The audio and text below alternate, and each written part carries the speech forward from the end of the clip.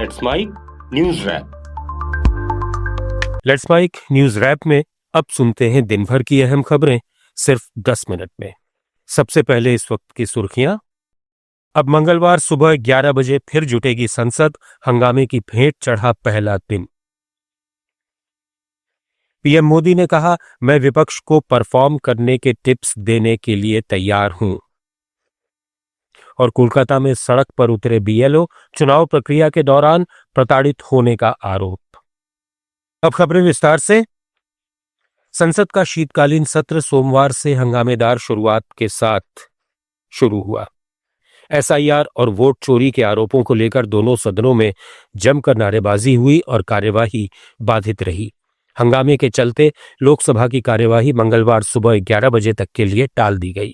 कार्यवाही के दौरान भाजपा सांसद कंगना रनौत ने विपक्ष पर निशाना साधते हुए कहा कि विपक्ष लगातार चुनाव हारने से बौखलाया हुआ है और लोगों की नजरों में गिरता जा रहा है।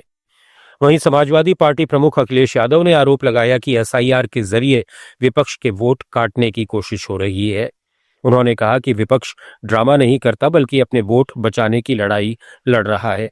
हंगामे के बीच सरकार ने मणिपुर जीएसटी दूसरा संशोधन विधेयक लोकसभा में पेश किया और उसे पारित भी कर दिया।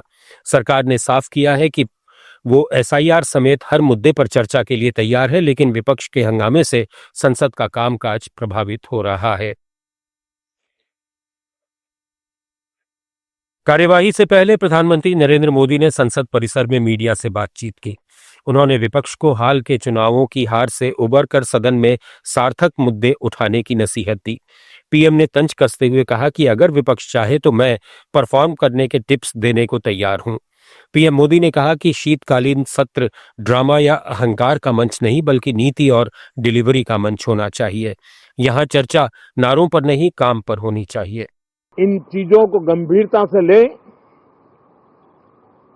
ड्रामा करने के लिए जगह बहुत होती है, जिसको करना है करते रहें।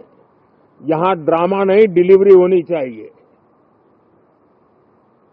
नारे के लिए भी जितने नारे बुलवाने हैं वो पूरा देश खाली पड़ा है। जहां पराजित होकर के आए वहां बोल चुके हो, जहां अभी पराजय के लिए जाने वाले हो वहां भी बोल दीजिए, लेकिन यहां तो नारे नहीं, नीति पर बल देना चाहिए। वहीं लोकसभा में कार्यवाही नहीं चलने पर कांग्रेस सांसद प्रियंका गांधी वाड्रा ने कहा कि सरकार किसी भी चीज पर चर्चा नहीं करना चाहती तो सदन चलेगा कैसे। सरकार किसी चीज पे चर्चा नहीं करना चाहती तो कैसे चलेगा सदन। उनको कुछ तो मानना चाहिए ना। एसआईआर पे नहीं तो इलेक्शन रिफॉर्म पे, किसी रिलेटेड इशू पे भी तो कर सकते हैं डिस्कशन। तो जब तक वो डिस्कस नहीं करेंगे तो कैसे चल सकता है सदन।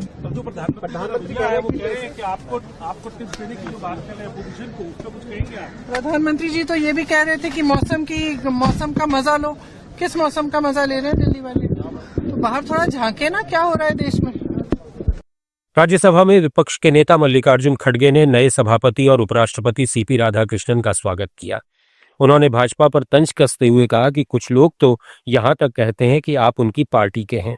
उन्होंने भारत के पहले उपराष्ट्रपति डॉक्टर सर्वपल्ली राधाकृष्णन की पुरानी बात याद दिलाई कि सभापति किसी एक दल का नहीं, पूरे सदन का होता है।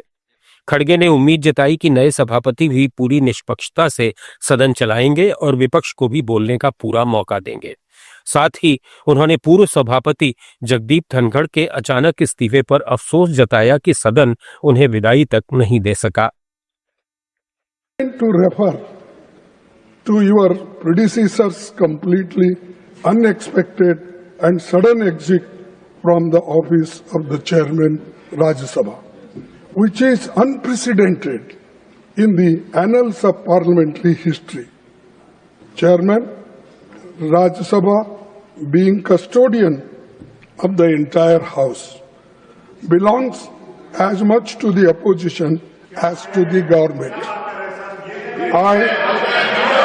मल्लिकार्जुन खड़गे के इस बयान पर प्रतिक्रिया व्यक्त करते हुए संसदीय कार्य मंत्री किरेन रिजिजू ने उन्हें याद दिलाया कि आप पूर्व उपराष्ट्रपति और पूर्व सभापति का अपमान करने के लिए इस्तेमाल की गई भाषा भूल गए हैं। निष्कासन नोटिस में आपने जिन शब्दों का इस्तेमाल किया, जरा सोचिए कि आपने आसन की गरिमा को कितना कलंकित किया है। रिजिजू ने कहा कि आज कृपया ऐसी किसी भी बात का जिक्र न करें जो इस गंभीर अवसर पर जरूरी न हो। कांग्रेस के वरिष्ठ नेता और राज्यसभा सांसद अभिषेक मनु सिंघवी ने नेशनल हेराल्ड मामले में दिल्ली पुलिस की नई एफआईआर को राष्ट्रीय उत्पीड़न करार दिया है। दिल्ली में प्रेस कॉन्फ्रेंस में सिंघवी ने कहा कि इस पूरे मामले में न तो कोई पैसा आया गया, न कोई संपत्ति हस्तांतरित हुई और न ही कोई दुरुपयोग हुआ। फिर भी ईडी अपनी कल्पना में मनी लॉन्ड्रिंग देख रही है। उन्होंने प्रवर्तन निदेशालय को रंगभेदी एजेंसी बताते हुए आरोप लगाया कि वो सिर्फ विपक्ष का रंग देखती है। ये कोई नेशनल हेराल्ड केस नहीं, बल्कि भाजपा की बदले की भावना से चलाया जा रहा राष्ट्रीय उत्पीड़न का मामला है, जिसका मकसद अर्थव्यवस्था और बेरोजगारी जैसे असल मुद्दों से ध्यान हटाना है। बिहार में 18वीं विधानसभा का पहला सत्र सोमवार को शुरू हुआ। 5 दिसंबर तक चलने वाले इस सत्र में आज नवनिर्वाचित विधायकों को शपथ दिलाई गई। विधानसभा के प्रोटेम स्पीकर नरेंद्र नारायण यादव ने नवनिर्वाचित विधायकों को शपथ दिलाई। विधायकों ने हिंदी के अलावा उर्दू, मैथिली, संस्कृत में भी शपथ ली।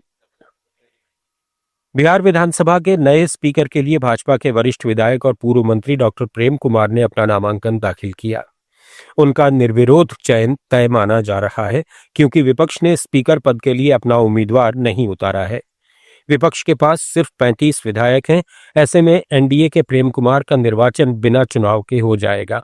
इधर मध्य प्रदेश विधानसभा के शीतकालीन सत्र की शुरुआत आज हंगामेदार रही। बैठक शुरू होने से पहले कांग्रेस विधायक दल ने विधानसभा परिसर में अनोखा प्रदर्शन किया। कांग्रेस विधायक सेना पटेल ने पूतना का वेश धारण किया और अन्य कांग्रेस विधायकों ने ताबूत में गुड़िया थाम रखी थी। कांग्रेस विधायकों ने यह प्रदर्शन छिंदवाड़ा में बच्चों की मौत के मामले को लेकर किया। उन्होंने सरकार को पूतना बताते हुए बच्चों की सुरक्षा की मांग की। कोलकाता में चुनाव आयोग के कार्यालय के बाहर आज बीएलओज ने विरोध प्रदर्शन किया। उन्होंने आरोप लगाया कि चुनाव प्रक्रिया के दौरान उन्हें प्रताड़ना का सामना करना पड़ रहा है। बीएलओज के धरने प्रदर्शन के दौरान ही शुवेंदु अधिकारी के नेतृत्व में भाजपा का एक प्रतिनिधिमंडल चुनाव आयोग पहुंचा। भाजपा नेताओं ने आयोग के अधिकारियों से बातचीत की। इधर कांग्रेस नेता अधीर रंजन चौधरी ने कहा कि हमारा लक्ष्य है कि बीएलओज की बात चुनाव आयोग के सामने रखी जाए। बीएलओज काम नहीं कर रहे हैं, बल्कि सत्तारूढ़ पार्टी के कार्यकर्ता ही बीएलओ बनकर काम कर रहे हैं। मलेशिया के इपोह में खेले गए Sultan Azlan Shah hockey cup के रोमांचक फाइनल में बेल्जियम ने भारत को 1-0 से कड़ी टक्कर देकर अपना पहला खिताब जीत लिया, जबकि भारत को सिल्वर मेडल से संतोष करना पड़ा। थिब्यू स्टॉकब्रॉक्स के 34वें मिनट में किए गए एकमात्र गोल ने मैच का रुख मोड़ दिया, जो बेल्जियम की मजबूत डिफेंस और भारत की आक्रामकता के बीच संतुलित जंग का फैसला साबित हुआ। ये भारत की टूर्नामेंट में बेल्जियम के खिलाफ दूसरी हार रही। भारत लीग स्टेज में भी 2-3 से हार चुका था। फिर भी भारतीय टीम ने 6 साल के अंतराल के बाद वापसी करते हुए फाइनल तक का सफर तय किया। इसमें उसने 5 मैच जीते। गोलकीपर पवन ने कई शानदार बचाव किए।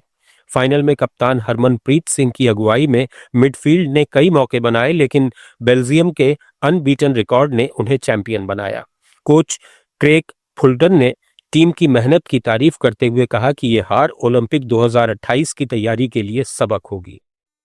भारतीय शेयर बाजार सोमवार को लाल निशान पर बंद हुआ, जहां बीएसई सेंसेक्स 65 अंक गिरकर 85,642 पर समाप्त हुआ, जो 0.08% की मामूली कमी दर्शाता है। एनएसई निफ्टी भी 27 अंक टूटकर 26,176 पर आ गया, 0.1% नीचे। बाजार की यह हल्की गिरावट वैश्विक संकेतों और घरेलू आर्थिक आंकड़ों के बीच सतर्क निवेशकों की वजह से आई। हालांकि आईटी और फार्मा सेक्टरों में कुछ खरीदारी ने नुकसान को सीमित रखा।